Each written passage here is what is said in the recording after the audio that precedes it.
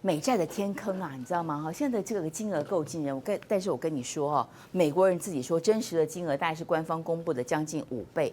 到今年第3季度，中国是连续6个月大抛美债啊，目前持有的金额是2009年来的新低啊。那当然，这个耶伦财长嘛，就要讲一番政治谈话哈，强烈反对啊等等之类的。然后这是美国财政部啊12月自己公布的哦，外国投资美债的最近2周购买美债金额暴跌多少？90%。90%啊！上个月购买的金额是78.68亿美元，现在跌到了43.19亿美元，还在跌。然后这个华尔街的这个大预言家成功预测了2008年金融危机，他就说哈，美元是建立在一个庞氏骗局纸牌屋中，早就资不抵债啊，美元要破产。然后华尔街的金融大鳄说什么？美国实际债务远远高于财政部公开的，财政部现在说是33.8万亿，就是兆啦美元嘛。冰山一角，他认为真正的美债是多少？超过了158兆美元，就是158万亿美元啊，万亿就是兆。所以你看到，他认为美债的真实金额是美国所讲的大概5倍左右。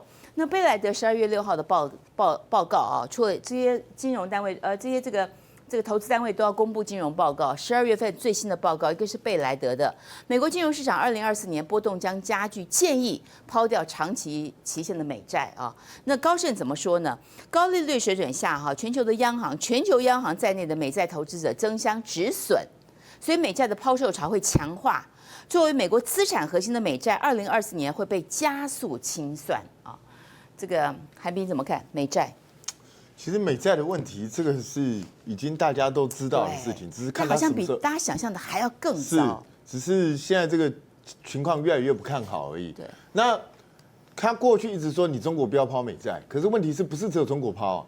全世界都在抛啊，英国也抛，日本也抛，大家都抛啊，因为你拿的不安全嘛，所以这个也是没办法的事情啊。所以我觉得耶伦与其要用喊话的方式，不如你们自己回头去想想看，你美国到底出了什么问题，会让大家对你美国信心如此不足？你们现在利息还停留在那个地方，那请问一下，大家怎么可能对你会有信心呢？所以我觉得你要去救美债，美国照理来讲应该做的是，你拜登应该提出一系列的，比如说你自己美国就是怎么样去收支平衡的一个计划，怎么样撙节开支，怎么样去把整个你庞大的债务去慢慢做一些处理。那你完全没有这个方面，美国到现在还是不断的在要钱啊。那你只是把这个洞越来越大。我们刚刚不是才提到，他本来那时候想要夹带，就是帮助以色列，顺便援助乌克兰，一下就是600亿美金了，被挡下。你随便就是600亿美金，开什么玩笑？600亿美金，很多小国一年的 GDP 都没有这么多哎。那但是他就是这样干啊。那你美国一直持续的不断的这样子透支，那人家对你怎么可能会有信心呢？因为美国现在的经济状况其实并不好。如果你经济是在蓬勃发展的时候也就算，你现在经济看起来是开始出现要紧缩的状态，然后你告诉我们说你还要继续这样搞，那谁能够对你有信心呢？当然我是怀疑啦，因为罗杰斯说实际债务158兆，如果真的有这个，那完蛋了，那完蛋了。你知道什么叫158兆？完全不能想象。是啊，158兆的话，那美国就是已经死定了，而且还是美元呢。对，这是美元呢，158兆美元。那假设真的是这样子的话，那就是看美国什么时候死而已。其实基本上就是这样子而已。那这个如果是事实，假设世界上的金融投资家是美国财政死亡的概念了。对，因为这个你如果真的是158兆，你不可能还了嘛，你已经没办法还了嘛。那这会造成一个什么后果？那就是全世界对美国信心崩盘了。对，那所以才会有这个啊，哈，美元就是一个庞氏骗局啊。是啊，对啊，这就是庞氏骗局。我觉得这很可怕的是，大家不要忘记，你以为只有美国会倒霉啊？如果美国真的整个崩盘的话，那全世界都要跟着倒霉。对，我们台湾这种出口打压国家一定死得非常难看，对，100%。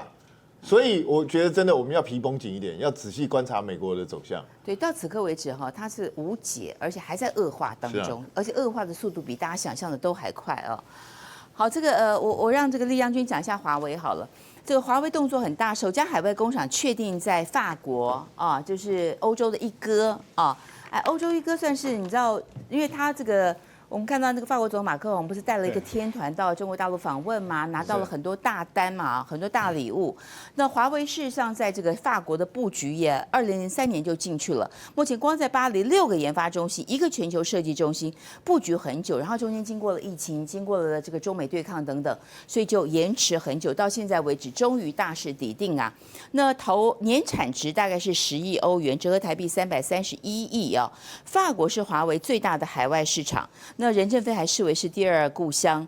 那到此刻为止呢，我们看到这个很快就可以投产了，好像时间好像是2025年嘛。你怎么看华为这个大的一个投资？现在第一个哈，我们知道欧洲现在来讲，跟中国来讲的话，其实，在冯德莱恩前2天才刚到中国去谈判嘛，对不对？去拜访中国，但是好像没有双方来讲也没有什么特别的结局或结果，气氛不对不对？基本上面可以说是不欢而散了哈。这个，但是欧盟来讲，他自己本身其实他冯德莱恩在欧洲来讲，他并没有绝对影响力。真的有影响力，其实还是国家的总统，各国国家总统才是真的有影响力。不管是德国总理啊，或法国总统马克宏，这些他们自己对自己国家还真正有影响力的。那法国整个欧洲来讲的话，他就被美国牵着鼻子走，对不对？叫你美国加入美国，站队到美国那边，然后跟中国采取对抗方式。那对抗的几个重点，一个就是华为。对不对？科技你不可以，5G 科技不可以，欧洲不可以用，对不对？所以说意大利就退出"一带一路"了。第二个对抗的重点是在就电动车，因为中国电动车卖得很好，把欧洲几乎都快要打趴了。所以对欧盟来讲，这2个是它的威胁很大的，一个是电动车，一个是华为的科技。太阳星全效克菲尔益生菌，我吃了2、3天，最明显的感觉是睡眠品质竟然变好了。睡得好，让我整个人工作更专注，心情也变得更稳定更好。因为太阳星全效克菲尔益生菌，才让我认识到克菲尔益生菌，它是由多支菌种的益生菌所组合而成，不仅能够维护消化道机能正常运作，还拥有多种有益健康的保健功能，相当强大。你知道吗？有台大教授专门研究它，称它是神仙的礼物。上千篇的国际研究证实，克菲尔益生菌不仅帮助肠道健康，肠道菌透过肠脑轴影响全身器官，所以维持肠道菌丛的平衡，是解锁身体健康、精神健康的钥匙。对帮助睡眠、维持好情绪真的很有感。也因为这不是药，有季节敏感、代谢困扰、关心恶性细胞风险的好朋友，选择太阳星全效克菲尔益生菌，做好日常的保养，身体健康没负担。每日克菲尔，时刻美好 ，Good Feel Feel Good，请上快点购健康下单，输入推荐代码有额外的折扣。